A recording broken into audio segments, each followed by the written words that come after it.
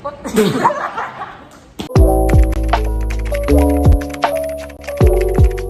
up guys? We're back again with another video. This is Jax. This is Jasmin. Nathan. And Eion.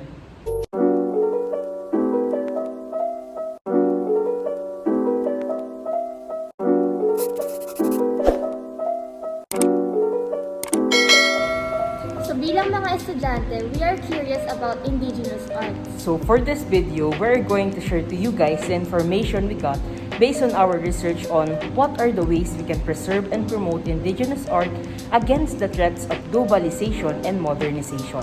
But first, ano nga ba ibig sabihin ng indigenous art? So pag sinabi natin Philippine indigenous art, they are the kind of art that is made by the indigenous people in the Philippines. So according sa internet, there are art treasures that include works from raw materials such as extract from trees, fruits, and vegetables. Indigenous art plays a significant role in our culture. Next, ano nga ba yung meaning ng globalization and modernization and bakit siya kinoconsider as threats sa indigenous art? According to National Geographic, globalization is a term used to describe the increasing connectedness and interdependence of world cultures and economies. And according to the dictionary, modernization is a transformation from the traditional, rural, and agrarian society to a secular, urban, and industrial society. Having the existence of both of these phenomena can certainly affect the traditional arts and culture that we have here in our country. That's why they are considered as threats. Lalo na't isa sa mga napakaraming personality or katangian ng mga Pilipino ay umangkop or makiangkop sa kultura ng ibang bansa because most of them think that foreign cultures are better. So maraming paraan ang maaari nating gawin upang ma-promote at ma-preserve ang ating indigenous arts against the threats of globalization and modernization. Number 1 is the use of social media. So 2022 na, halos lahat or karamihan ng mga tao ay mayroon ng social media. So through our social media accounts, we can help preserve and promote our indigenous art not only to our fellow Filipinos but to the whole world.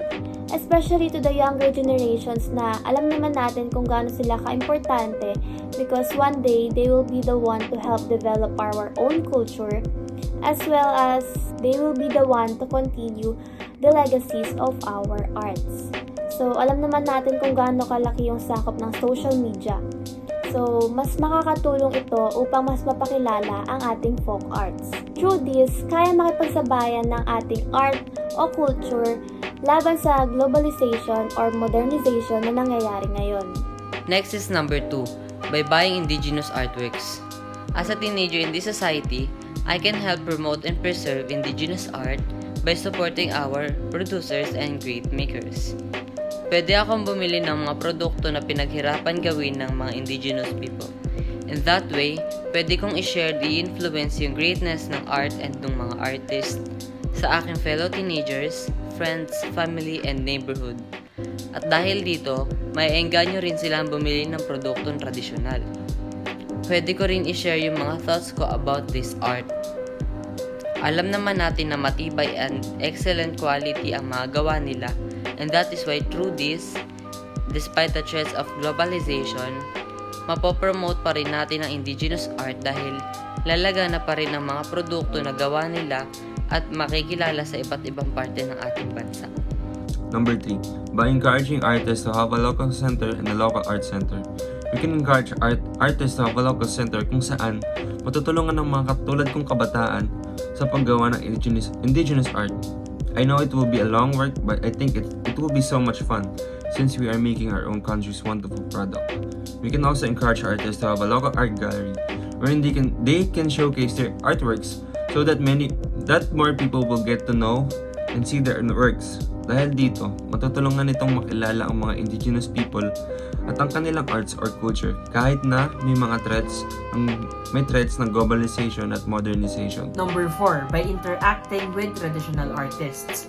I can interact with artists or me and my friends can interact with traditional artists and be the one to learn and know more about indigenous arts. maaari namin puntahan sa kani-kanilang mga lugar yung mga traditional artists na meron tayo sa ating bansa at alamin kung paano ba nila ginagawa yung indigenous arts na meron sila or yung mga ginagawa nila. Sa ganoong paraan, mas matututo at mas ma-appreciate natin yung mga proseso ng paggawa ng mga traditional arts na meron tayo sa ating bansa. And through our knowledge, we can encourage and influence our fellow teenagers or the youth about our experience in seeing how indigenous arts are made and of course its significance. Sa pamamagitan din ito, kahit na may mga banta ng globalisasyon sa paligid, tayo pa rin ay nagiging maalam tungkol sa mga tradisyonal na sining at kultura na mayroon ng ating sariling bansa. At huli, mula rin dito, magkakaroon ng kakayahan na maipalaganap yung mga traditional arts na mayroon ng ating bansa sa buong mundo kung hindi sa buong bansa. Number 5, we should recognize and protect indigenous people and their arts. We should know and recognize indigenous people and the art that they continue to make despite how many years it has been since it was first traditionally made. Mahalaga ito dahil kahit na hindi naman sila humihingi ng kapalit, importanteng malaman nila na hindi nasasayang ang kanilang efforts o hirap at pagod sa pagpapatuloy na paggawa ng kanilang traditional art.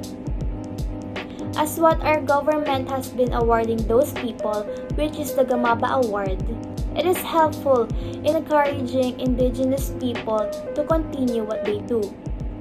Dapat din nating ingatan ang kanilang mga karapatan tulad ng karapatan nila sa teritoryo, natural resources, traditional knowledge, as well as sa kanilang determinasyon na ipagpatuloy ang kanilang ginagawa. So sa pamamagitan nito, sa pamamagitan ng pagbibigay sa kanila ng recognition, maiengganyo sila o mai-encourage sila na ipagpatuloy lang ang paggawa ng kanilang traditional art o ng kanilang kultura. Kahit na may globalization and modernization, ipagpapatuloy nila ito. So in conclusion, even though there are threats of globalization and modernization, we can still help to preserve and promote indigenous art by the use of social media, second by buying indigenous artworks, third by encouraging artists to have a local art center or local art gallery, fourth by interacting with traditional artists, and lastly by recognizing and protecting indigenous people and their arts. Us being part of a youth, we should always be knowledgeable about indigenous Philippine art. It should always be remembered and it should stay in our own country's culture because it is our own and ito ang ating pagkakakilanlan o ito ang pagkakakilanlan ng ating sariling bansa.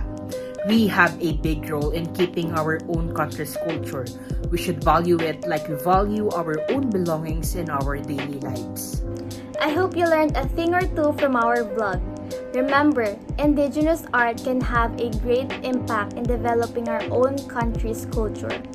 All because it is our own and will be our own forever. Okay, that's the vlog for today. Thank you for listening. Bye!